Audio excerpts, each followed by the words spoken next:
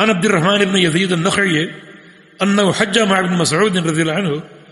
فرآه يرمي الجمرة الكبرى بسبع حصيات. یہ عبد الرحمن بن یزید علماء تابعین میں سے یہ فرماتے ہیں کہ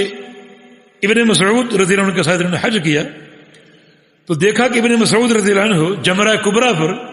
10 ذو الحج کو کینکریاں مار رہے اور کینکریاں مارنے کا انداز کیا تھا 7 کینکریاں ماری فجعل البیت عن یسارہ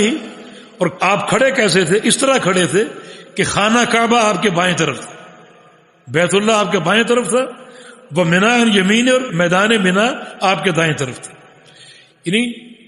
جمرہ کبریٰ پر کینکریاں کہیں بھی کھڑے ہو کر مار سکتے مقصود کینکریاں مارنا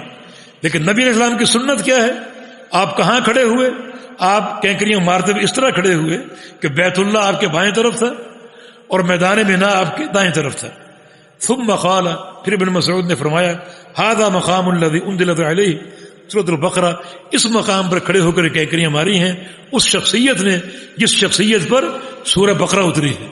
جس شخصیت پر سورہ بقرہ نازل ہوئی ہے اس شخصیت نے اسی مقام پر کھڑے ہو کر کینکریاں ماری